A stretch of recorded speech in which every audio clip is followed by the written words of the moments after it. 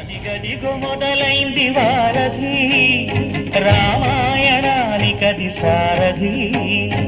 అదిగదిగో మొదలైంది వారధి రామాయణానికది సారథి.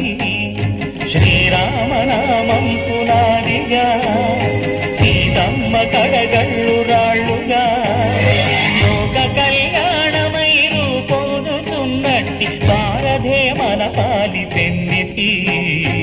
అదిగదిగో మొదలైంది వారధి రామాయణానికది సారథి.